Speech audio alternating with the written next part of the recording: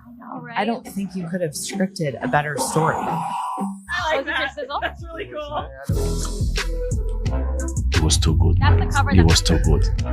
Fourthly, it's like hitting a golf ball. One day I want to be there. It stands for something. It has values. Commit, believe, and play with confidence. This was our first year. I mean, can you imagine what our second year is going to be like?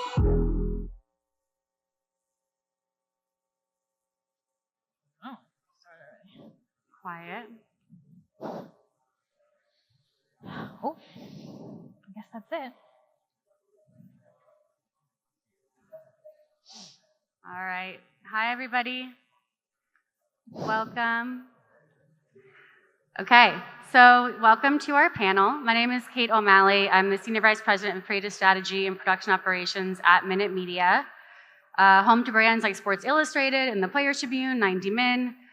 Today we're going to discuss how partnerships and platforms come together to drive football culture forward. And I am going to let the esteemed panelists do that talking for the most part. I will introduce them now. So next to me, I have Steve Cannella, Editor-in-Chief of Sports Illustrated. I also have Nandita, Nandi, Senior Manager of EA Sports FC Franchise Activations in North America, and Alex Giacon, who's the Senior Vice President of Global Strategic Partnerships at Minute Media. Okay, so we're going to start with an easy one, I think. The history of football culture at our brands. So Sports Illustrated, obviously one of the most legendary publications in sports. EA Sports, the ultimate leader in gaming as a whole.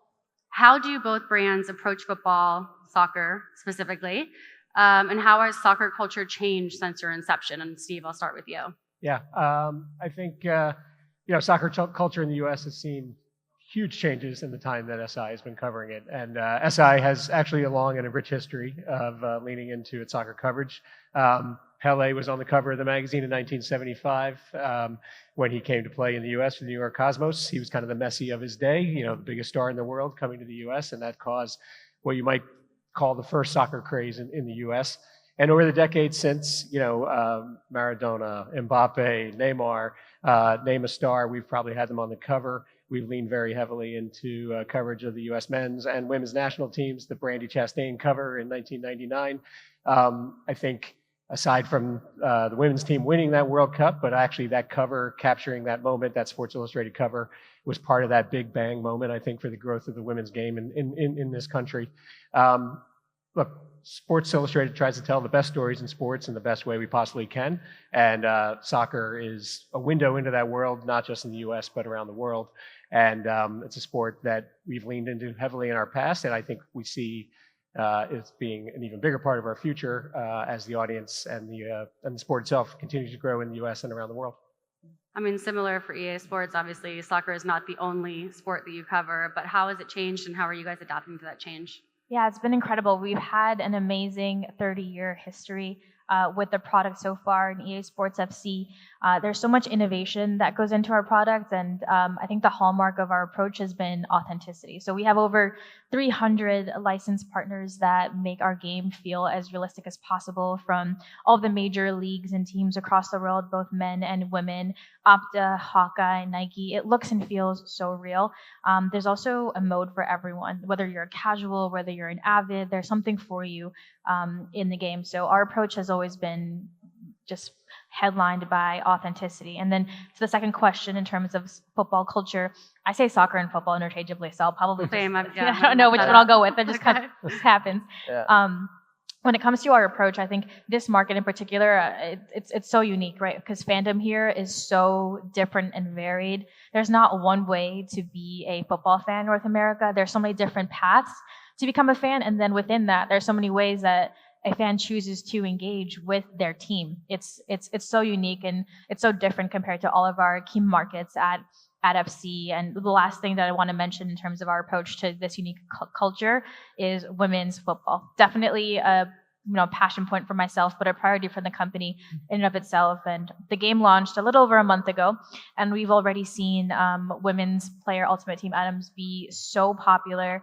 Our latest innovation is integrating women into career mode. So now both our men's and women's football offerings are at parity, which is amazing. And like I said, speaks to our larger mission of creating something for everyone within our platform and our product. So, for example, Sophia Smith is one of the most used Ultimate Team items. Mallory Swanson, amazing athlete, is one of the most used players in our rush mode. So it just speaks to how much soccer culture and football culture is changing to be more inclusive. And I think being authentic is the way forward. So, yeah, I mean, I know, Alex, we're going to talk shortly about more of our partnership, but anything to add on sort of the football culture and the growth of the history for? Yeah, I think coming as a British Italian coming into this, and learning a little bit from that, the differences of that European football culture. I think in Europe you have these deep-rooted traditions and prejudices almost, which in its own right is amazing. But what I see here in the States is just that kind of excitement, that new, fresh, almost new dialect when it comes to the language of football, where there's that I think culture has actually been the driving force of the growth of the game. It's not necessarily about just the 90 minutes on the pitch, which obviously is still important, but I think we're seeing almost the US market almost skipping a few steps to the European market, and the culture has taken, it took generations for that culture and that mindset to really cross divide into the game. And here we're seeing almost leading the growth of the game. So, you've got examples like Austin FC and skateboarders. You've got that jersey culture, of kids on the street wearing their soccer jerseys, right? Which again took a lot longer from a European perspective. So I think the opportunities are immense, and obviously with that brings a kind of this creative mindset as well. You can bring this cross-pollination of different passions to soccer as well, right? In terms of whether it be music or skateboarding or different sports, and really speaking in languages that are important to individuals here in the States. And I think also that brings that element of actually then the demographics, right? So if you look at some of the numbers, if you look at Morning Consult, for example, and you look at compare the different sports in the US, you see that overwhelmingly soccer has the youngest and most diverse of audiences, which again, as a publisher with what we have in terms of our responsibility there as a platform that FC that definitely drives a lot of that narrative. I think that provides an opportunity then for brands, and how do you access those audiences, which are almost new, I guess, in a way. So I think beyond that, the storytelling and community, we've done a few pieces ourselves with Charlotte, St. Louis, speaking about these inaugural seasons and a club starting from scratch, and how do you engage a community, how do you engage a fandom to drive that growth of the club, of the league, of the sport here locally. So and there's some just fascinating stories of, and I don't know if I'm jealous about that being, I support Man United. We've got immense tradition, immense heritage, but I wasn't there at the start. And here you can almost be part of the start and build that from the ground up, which I think is hugely exciting.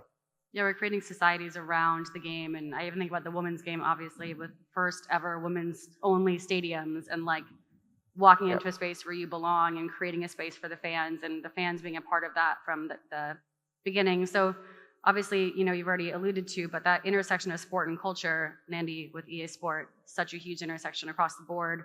What are the opportunities there, especially, in the largest market in the world? Yeah, there are a couple of things to touch on that. I think being a part of a larger platform in EA Sports FC, like our brand and our product, it already sits at the intersection of sport, gaming, and entertainment just naturally. There are so many different elements that cross over. One I'll mention is our soundtrack, which has become so iconic. It's an honor for artists to be included in the FC soundtrack. It's also very nostalgic. Like, we've had an amazing 30-year history, and everyone can always remember when they heard of that song from the FC soundtrack for the first time. So it's really amazing how music and culture just becomes an undertone throughout sports in general. And then as we talk about football culture in the United States and how much it's changed, it really has been thrust into the spotlight now of just general pop culture, things we've never seen before as a fan or as playing football growing up. We have these star-studded ownership groups. We have celebs in the sidelines of matches. We have all these massive European leagues and clubs investing into growing their fan bases here. It's so clear that football is the future of sports culture here. And we have to recognize that crossover as we look towards the next 2, 3, 4, 5 years here in this market in terms of growth. How do you capitalize on that like bubble? And it really is the cross-sports collaboration. There's so many athletes, artists, players, influencers that love football, and this is the only sport that can bring them all together. One explicit example from our brand is launch. So EA Sports FC 25 just launched a little bit over a month ago, and we hosted an event in New York City called Clubhouse. And we basically brought together different personalities from all walks of life, whether you're an athlete, NBA player, NFL player, you're an artist, fashion designer, influencer, celebrity. Everyone was brought together in one room to celebrate FC, and they came because they love football. It's just such a unique aspect of the sport. And we had the programming of the evening was all of these fun matchups between celebrities, and the marquee matchup of the evening, which was my personal favorite, it was Ronaldinho, Shaun White, Alex Morgan, and Ali Krieger all playing, sitting like how we're sitting, playing FC together. And just that image is so powerful, especially as a fan. But even if you're not a fan, if you're a casual, you're like, wait, what is that? What is Shaun White doing with Ronaldinho on stage? It draws you in. And we know that, Gen Z as an audience is so hard to reach. These athletes, these celebrities, they're the ultimate influencers. They dictate what that audience, what they consume, what they purchase, how they act, how they dress. So placing our brand at the intersection of that and being that gathering point for these different sorts of personalities to engage with football and spark that interest in fandom is so important when we talk about the intersection of culture and sport. Who won the game, by the way, between the four of them? Who won the game? It was Ronaldinho and Shaun White, unfortunately. We had Alex and Ali. They were in the green room practicing, trying to bummed figure out. about that. But okay, Yeah. circle back. It was a fun one. Yeah, touching back on the investment side, I think what's really interesting is, you look at Forbes' top 30 most valuable clubs in the world. 9 of them are in the US now, right? And obviously that's partly, I think, down to a bit of the Messi effect, which is incredible. And again, talking about intersection of culture and the growth of the sport, I think Messi has played a huge part in that, certainly more recently. But it's also the other way, right? So you've got not just the valuation and the growth of the teams here, but also how that translates also into the European game, where if you look at that top 30, 60% are owned or part owned by American businesses or American business owners, right? So obviously America is embracing the sport, and not just on this side of the pond, but also on the other side, which again just presents more opportunities. And leading up, obviously, to the World Cup 26, I know there are probably other panels that are going to speak more about that here, but it almost feels like another moment, like the '94 World Cup, which was almost like the spark, and it's now what is that next step? And I think the one challenge, really, from my perspective, is how do you translate a lot of that culture, that excitement into the participation to ultimately lead to grassroots development and an improved let's say national team as well. Yeah, I'll touch on that too. Yeah, Sorry. go. The last point that I want to mention, as Alex is talking about, how do you capitalize on all of this momentum and opportunity? That really is, I think, what every brand is going to figure out over the next 2 years.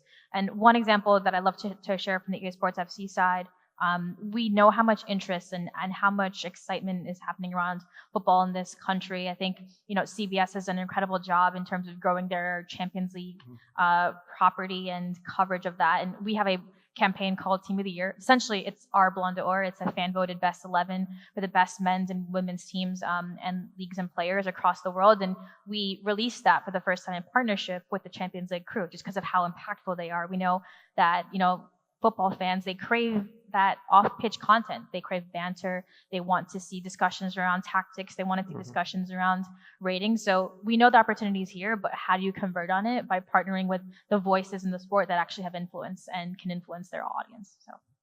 Yeah, I was just going to piggyback on something Alex said about participation in this country, and I think that's one thing that makes this next World Cup cycle really interesting for all of us here, is that participation level in this country, and the U.S. specifically, that's already there, and that's driven, I think, by the fact that more youth are playing soccer than did previous generation when the World Cup was here in '94.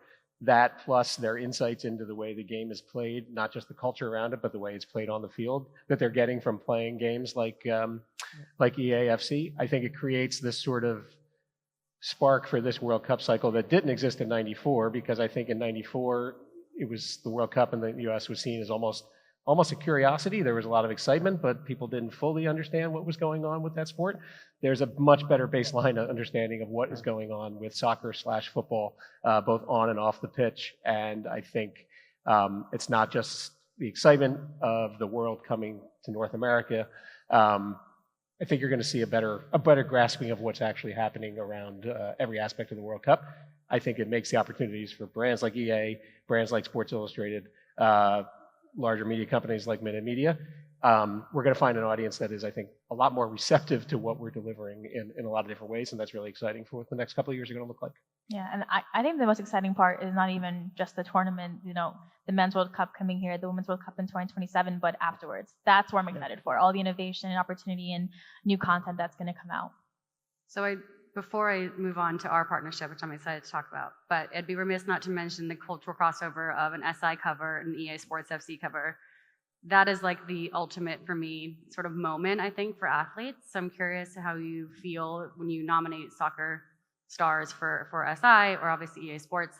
What is that process like when you call the athlete for that? I feel like that's such a massive moment. So what is that moment for us as the brand, but also for the athlete, culturally?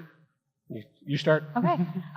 Just like Sports Illustrated, being on the cover of EA Sports FC is really like this I made it moment for so many athletes, and it's incredible to see the reception that they get when they're finally placed on the cover for the first time. There's so much strategy that goes into it from an athlete perspective, because you want to put someone on the cover that's going to resonate. And I think with our brand prioritizing women's football, I do want to mention in 2023, we had a dual cover. So we had Kylian Mbappe on one of the covers, and we had Sam Kerr on one of the covers. It was the first time that we ever had a women's football athlete on a cover by herself. And the reception and what that did for Sam's profile and brand equity, her social following afterwards was just immense. Like if you're a women's football fan like me, you already know Sam Kerr was one of the greats. Yeah. But after 2023, every single football fan in the world knew who Sam Kerr was. And that's like such an incredible thing to understand what our product and our platform can do.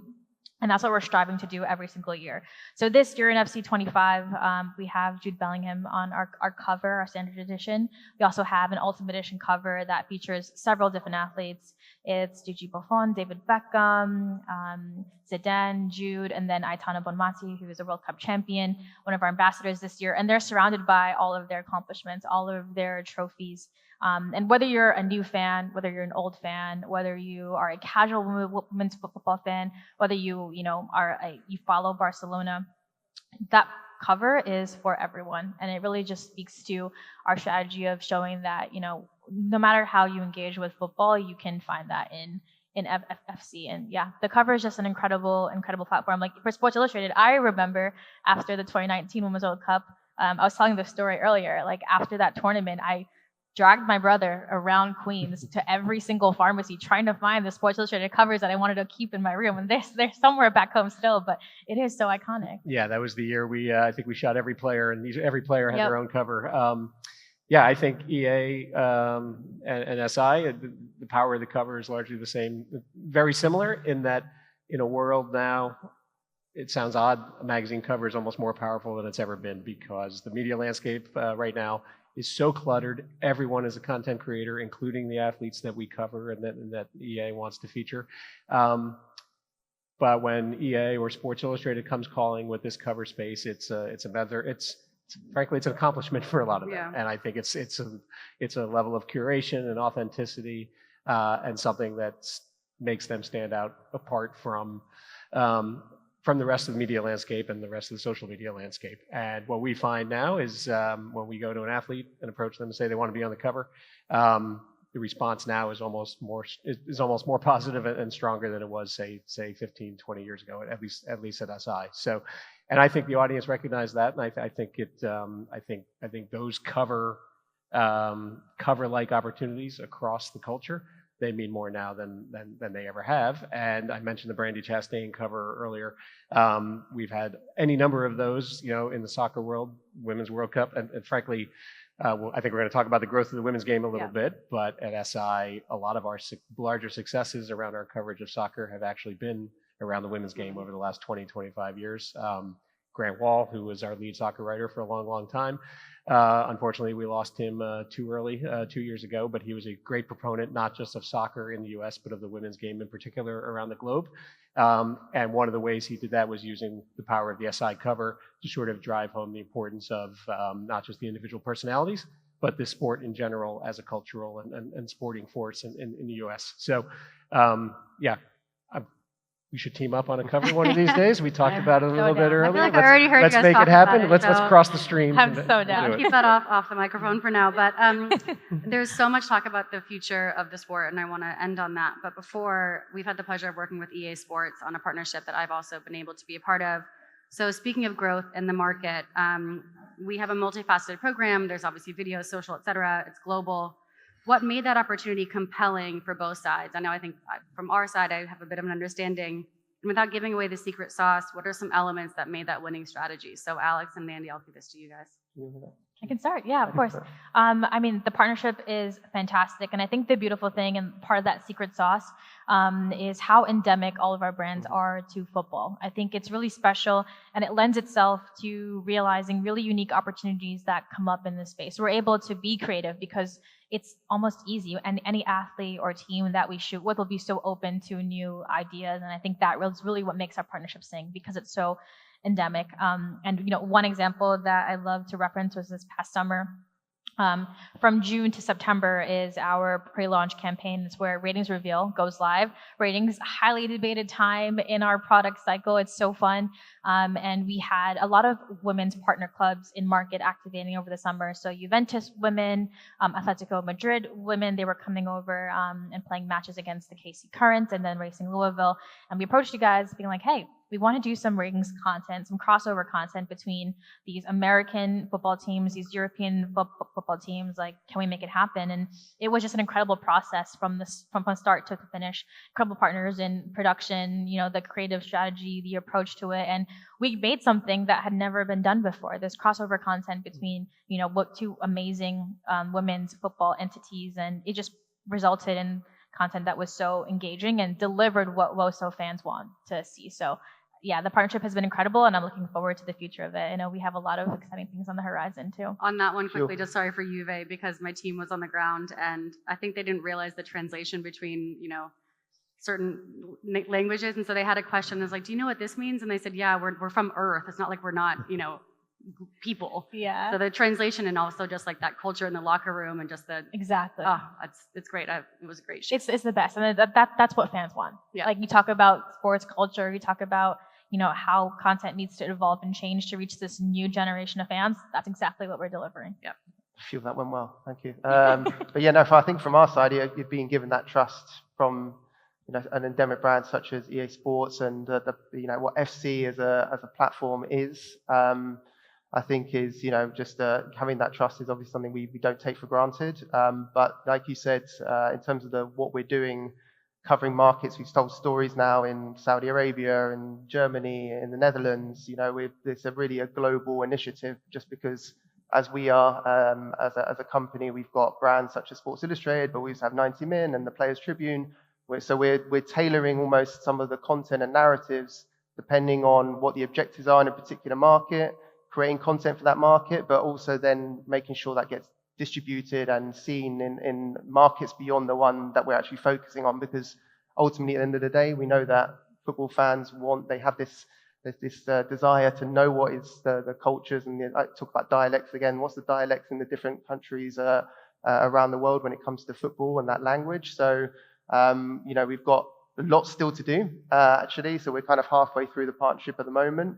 But we've obviously had Minute Media have recently brought on Sports Illustrated as well, and so EA is actually going to be one of our first partners under that umbrella as well. So really making sure that we're tailoring the right content, the right audience, and also to the right brand from our perspective as well. So hopefully we've got a lot more to work on. Hopefully future covers together moving forward. Which leads me directly into the future. So what should companies who want to partner with brands like SI and EA Sports consider? I think before, during, after working with our properties, in terms of elevating the game and culture, what are some of those sort of check mark that they should go into a partnership with us, top of mind, to make sure that we are continuing to advance culture and that our brands are continuing to evolve with that growth? Anyone can start. It's a question for all of you. I think from a media standpoint, from an audience standpoint, I think the important thing for everyone to keep in mind, it's a little bit obvious, but we're seeing the proof at Sports Illustrated. The growth of the soccer audience in this country, it's younger, it's more diverse. They are probably more culturally in tune with what's going on just even outside of the sporting culture, but the culture in general.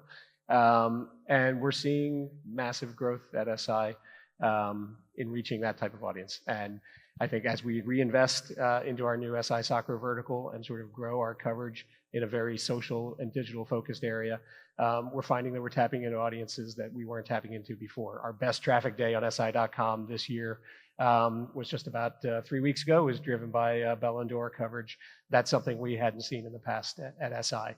The really encouraging thing is that audience and that traffic was not just coming from the US, but that was exposing the SI brand. We saw a lot of traffic internationally from around the globe. So the idea that we could expand the SI footprint, the SI brand footprint, I should say, globally, is something that's really exciting to us. The SI Soccer social channel was our fastest growing social channel at SI between 2022 and 2023. So we're leaning into that even a little more heavily than we were to continue to grow that audience. We all know that social audience is not the traditional media audience, and that's the audience that brands want to reach. I think we see soccer coverage at SI as a ticket to expanding our footprint in multi-language coverage in the US, especially around the World Cups. We find that in the past, the following for the Mexican national team was just as powerful, if not more powerful than the following for the US MNT. So being able to reach that audience in a way that SI hasn't reached before, I think is really exciting for us. So it's a changing audience. It's a different audience. They engage with media in different ways than especially at a legacy brand like SI we've been accustomed to. But it's a really exciting opportunity for us to reach that type of audience, and it's a great way to grow our brand and other brands well into the future and well beyond soccer. Yeah. I think in terms of the future of the sport and how we're thinking about this market, but how other brands should think about this really unique market and the unique US football or soccer fan, for me, there are three main areas to discuss. One is the cross-pollination of sport. The second is women's football. And the third is grassroots football. So we touched on how important it is to make our brands central to that moment of, crossover in sports. And we have an inside joke on our North America brand marketing team where we say Messi is your favorite player's favorite player. And it's really true. Football, like I said, is being thrust into pop culture like never before. And it's important that our brands capitalize on that momentum, especially leading up into the World Cup. And then after, to ensure that we're part of that spark of fandom, because that'll carry through in everything that we do from that point on. So moments like Clubhouse and beyond are what we'll look to invest in the future. And then when it comes to women's football, if you can tell, a huge passion point of mine, it's definitely a priority, I think, for us, and it should be for every single brand. Representation is so important, and it's the future of the sport. For us, a quick anecdote, I talked about how men's and women's football are finally at parity within our product. We launched a little bit over a month ago, and just in the first 25 days of FC 25 being out, we've had over 773 million women's players items being used in online Ultimate Team matches. That's not a typo. 773 million women's players being used, which is incredible across all of our online matches, across the 1.7 billion games that have been played within the product so far, and just goes to show how much excitement and engagement there is within this existing football audience for women's football. It's not really considered like a separate entity. It's just part of the game. It's something that we're really passionate about pushing, and something to consider, I think, for all brands moving forward in the next two World Cup cycles. And then lastly, grassroots football, I think, is really important. We have a platform called FC Futures. It's our initiative to drive community focused football and really just open up access. And we've only had this program for 1 year. We've increased access across the world. We've built several different pitches, increased access to over 170,000 people. But I think it's a real opportunity, especially in this market, just because the grassroots landscape is, to be quite honest, a little bit fractured here. But that also means there's opportunity for brands to come in and, again, be a spark for growth of the game through the grassroots angle. Yeah, I think from my side, I think I don't know how to follow that. I think it covers quite a lot in terms of the landscape as a whole. But I think it's about capitalizing on those the cultural side, as we talked about a lot already, because that's where you're going to get that deeper connection with the fan base. I think that's where you can be most creative as a brand, and ultimately all of that will hopefully grow the game. And I think I was speaking to my colleagues here. His son is now playing football, and he's talking about a lot of the parents don't actually have been introduced now by their kids right to the game, and they've never played it before, because there is that cultural element that's really seeping through at such a young age here. So I think that is just how does the country here really build on that momentum? How do we as a publisher and the brands that we have speak to that audience, educate that audience, get them deeper into that world of soccer? And whilst also, I think the other flip side is you've seen a lot of obviously leagues and federations also wanting to come to the US, right, and capitalize on the audience here. You know, we have our friends here, the Bundesliga and Lega Serie A, that we work with. We get content from them. We create stories together about speaking about their products in this market and driving their fan base up here as well, because there's so much great football. There's an abundance of it, and it's about allowing someone to, I guess, pick which team they're going to support or which league they're going to follow. And I think that's the most exciting thing bit here. I think as a fan, if you're a new fan, there is this abundance of plethora of football that exists. And how do you get involved and make sure that we're giving the avenues and opportunities for those people to really dive into the sport that we love? I think that extends beyond soccer too, and I'll use my kids as a small. I was just going to say cross-pollination. Yes. Yeah, and they largely learn the game of football/soccer through playing games like EA. They got hooked on following Premier League and other leagues in Europe, largely based on the knowledge that they gained through a video game. Then they start watching on TV. They started engaging with social media, and I've seen they and their friends. They're engaged with the culture now, not just in soccer, but they because of following on social media, they see allusions to British politics and what the music trends are in Spain and things like that. So I think it's gone a long way. This growth of the sport and this growth of gaming in particular, it's gone a long way toward sort of internationalizing a U.S. audience in a lot of different ways. And I think it's the cultural impact goes way beyond what we're seeing, just celebrities happening to be soccer fans and things like that. Yeah, I agree. Yeah. Question, I guess, Alex, for you, and I didn't have this written, so I apologize for throwing it at you, but because we have the luxury of having someone who's not US based here, I think it's interesting when I talk to people that don't live in the US about US soccer culture. How is that seen from the UK? And I guess you mentioned already you're a little bit jealous about the growth and starting from the beginning, but what is that? Because we feel it's like this amazing, incredible momentum, and we're so excited, but what is the sort of outside looking in feel like? You can hear him stumbling every I know. I'm going Soccer. to watch my words here.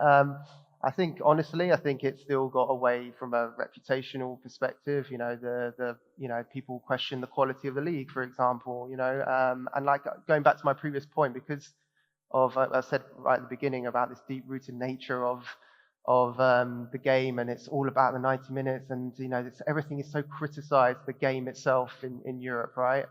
So you know, Man City, which I'm happy about, losing 4 on the trot recently, you know, that creates a moment that you know, gets the backup of the club, right? Because they need to make hold of that perception. Whereas I don't think that's the same over here. But in terms of the actual the perception is, it's. I don't think people fully understand what the US market, the opportunity it really enables, I guess, from your traditional everyday fan, right? They're just focusing on their team, their club. And I don't know, will we see games over here? I mean, who knows? You know, the NFL have obviously done it the other way. I know the reaction of what the fan base in Europe will be, and it probably won't be positive initially, but, you know, ultimately, if that's how we're growing the sport, if you do it in the right way, maybe that's the way to go. So, I guess that's how I'd answer it in the political way. But yeah, I think it's it's a challenging one because of that deep-rooted nature of what football fandom is in Europe, effectively. So like tribal in a way. Yeah, it sometimes doesn't. You don't sometimes stand back and open your eyes to it. You're just so focused about your club, which is what also makes it special at the same time. So that's why I've spoken about 2 or 3 times about this word dialects, because I feel that US soccer can provide just a new culture to the world of football, right? A new voice, like it is different from Italy to the UK, right? And I think if hopefully fans embrace that here, but hopefully fans embrace that more internationally as well. Well, we're ready to prove everybody wrong if they come to any of our games, NWSL or MLS. I mean, I've been to a few. And the atmosphere is fantastic. And you talk about the community, right? In terms of that fan base that 2 years ago maybe didn't even exist. Yep. But now you've got the kind of the tailgating aspect, which again doesn't necessarily exist as much in Europe, right? Which I think, coming as a fan from that European base, I think is different. It's cool. It's a different experience, and you've got that definitely more I say that slightly more positive feel. It's very more inclusive, I think. Yes, exactly. And hopefully, I actually think in Europe we can learn hopefully a bit from the US. Yeah, I also, just to build on that real quick, I think our sports culture here, and especially when it comes to football, is a lot more welcoming. You can kind of like choose your fandom, and you don't have to be restricted to just one team that like your parents grew up supporting. You can decide who you want to support. I think that's really interesting, unique for the culture here. And that's what we're seeing with the women's game, actually, a little bit more in Europe, that there is that bit more of a welcoming atmosphere, basically, yeah. Actually, that's one of my only issues with my current role, in which I have zero actual issue. But because I used to have affinities towards teams, and now I just fall in love with players, and so it's impossible for me to just support my team anymore. I'm just like rooting for the individuals on the field, and so it's gotten quite convoluted and which is also a big shift, especially with the younger people we just talked about. Like they're following players now, and versus sometimes even teams. And we've seen that even with social media accounts, when one player leaves in one club, it drops down or goes up. So there is definitely that player power, which Nandi spoke about before as well. All right, so to wrap us all up, the opportunity. This is our bonus question. So obviously we're talking a lot about football culture, but from each of you, I'd love to know what you think that culture looks like 5 or 10 years from now. Start with you, hot seat. Predicting is a dangerous game. I think we're going to see the rise of the women's game even more than we've already seen. And again, that seems a little bit obvious given the trends we're seeing not just in women's soccer around the globe, but in women's sports in general in this country.